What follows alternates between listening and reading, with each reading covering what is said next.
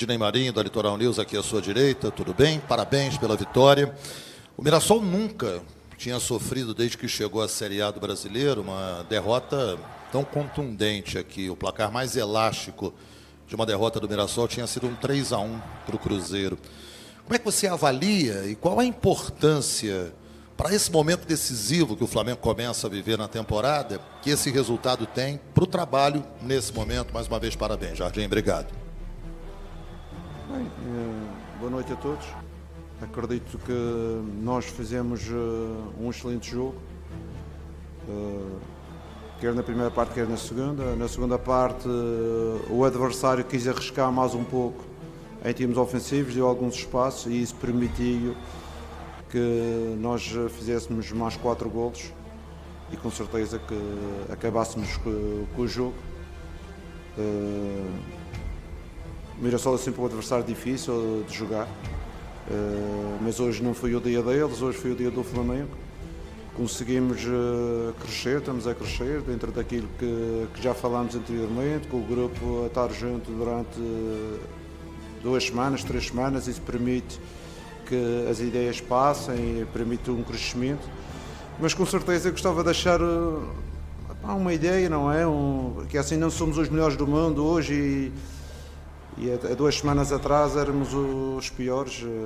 Temos que gerir os momentos. Com certeza que a equipa está a evoluir, principalmente devido a estar junta e devido ao treino que tem desenvolvido, porque vocês sabem que anteriormente a gente não conseguia ter a equipa junta, porque durante 2 meses houve a Copa do Mundo. Jardim aqui, boa noite. Queria que você falasse, Jardim, eu sei que normalmente o técnico não gosta de falar sobre arbitragem, mas hoje a gente viu um lance ali que não é questão de critério, é questão de regra. O Carrascal passa do jogador do Mirassol, era o último homem, ele segura o Carrascal, deveria ser expulso.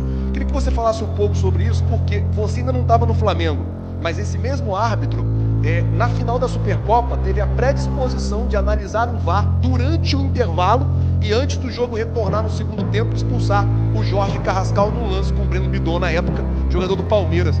Você acha que muitas das vezes a arbitragem ela tem uma predisposição a não verificar ou olhar lances que seriam favoráveis para o Flamengo? Você acha que o Flamengo acaba sofrendo por essa pressão externa em cima da arbitragem? Obrigado. Em relação a essa pergunta, não foi individualizar, mas às vezes pediu que eu tenho que dar uma mensagem aos meus jogadores e hoje em dia eu até nem sei se foi bem as regras, não é?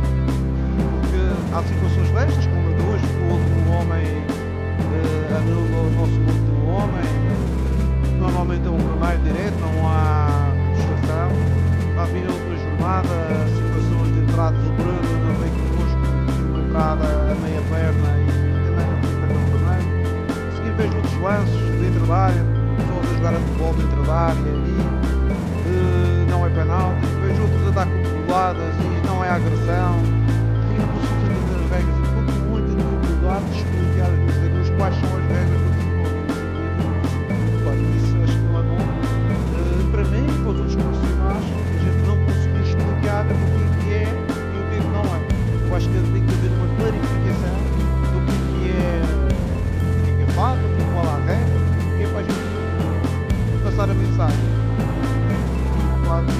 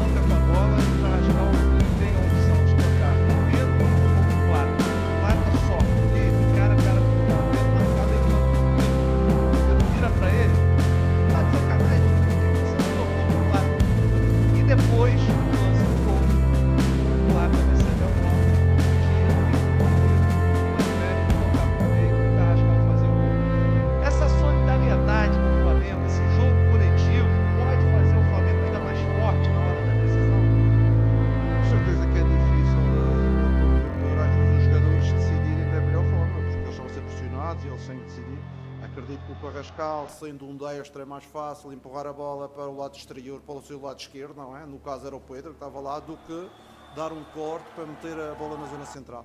Mas o importante é que a gente tenha uma atitude coletiva, quer na construção, quer no jogo, e ter essa atitude de jogo. Sempre o tivemos, não é?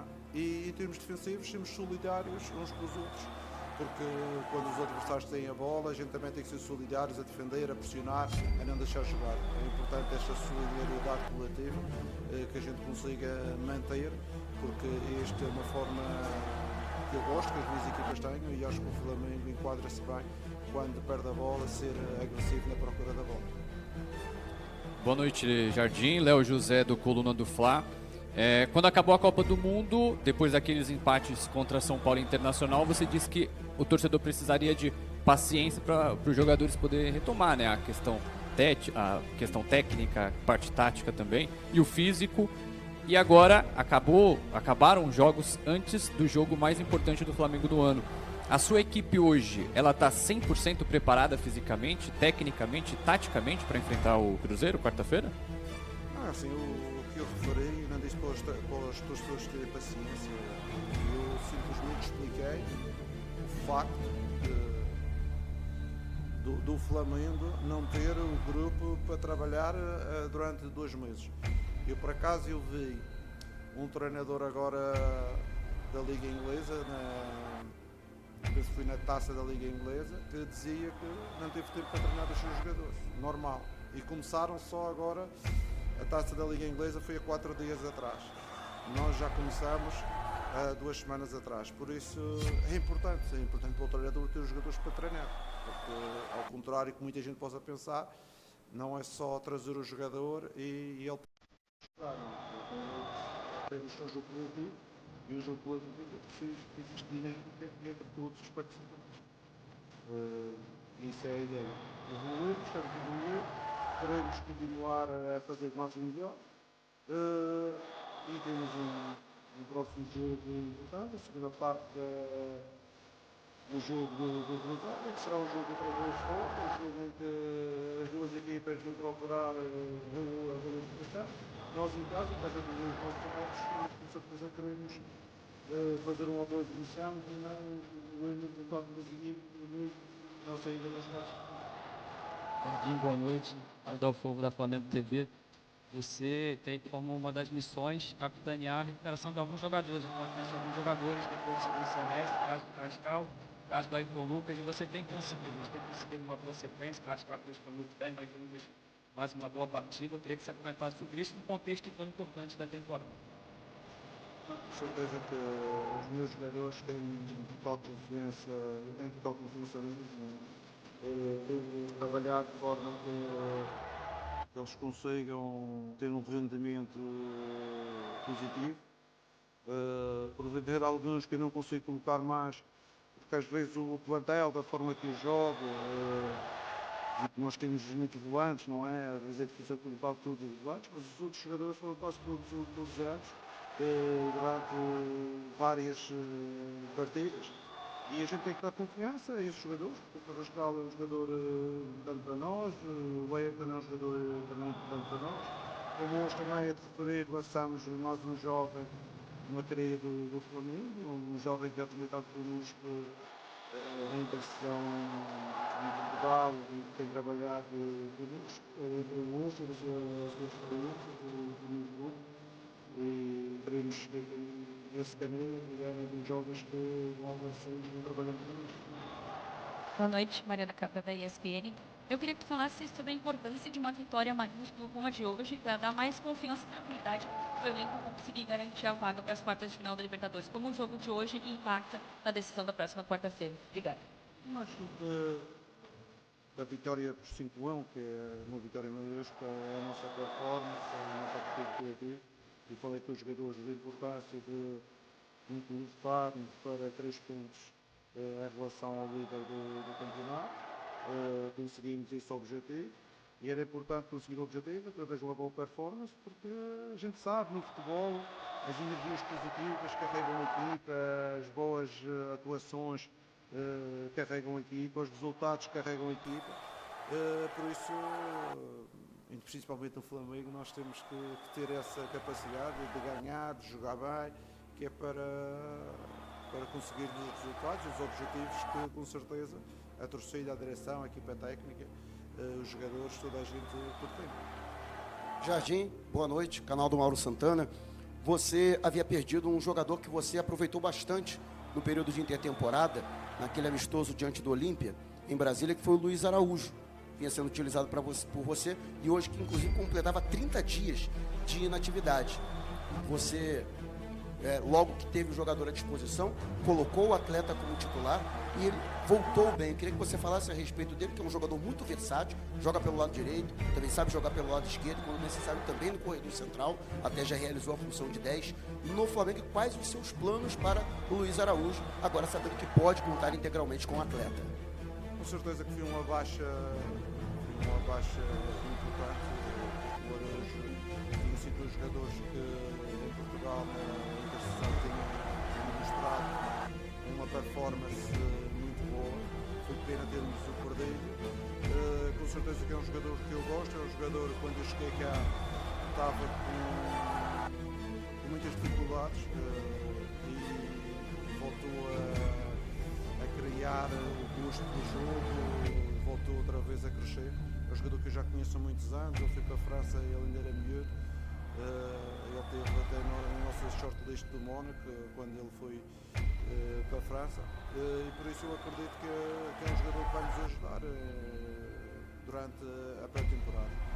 É importante a gente não ter 11, é importante a gente ter um grupo com soluções que de um momento para o outro temos jogadores lesionados, temos jogadores abaixo de forma, temos jogadores que aos 60 minutos já não têm a capacidade de fazer o que a gente pretende e a gente tem que ter sempre jogadores disponíveis e o Araújo é um jogador que é sempre profissional a sério, um jogador do coletivo que dá o seu máximo. Leonardo Jardim deixou uma mensagem importante após a goleada do Flamengo por 5-1 sobre o Mirassol. O resultado mostrou a força ofensiva da equipe, mas também reforçou a necessidade de manter concentração, intensidade e equilíbrio durante toda a temporada. A vitória foi contundente, mas o campeonato ainda é longo. Cada partida traz novos desafios, e o Flamengo precisará continuar trabalhando para transformar grandes atuações em regularidade. E agora queremos saber a sua opinião. O Flamengo mostrou força suficiente para brigar pelo título do Brasileirão 2026? Qual foi o grande destaque da goleada? Deixe seu comentário, deixe o like e inscreva-se no canal Batalha dos Mascotes para acompanhar mais jogos, análises e os melhores momentos do futebol brasileiro. Até o próximo vídeo.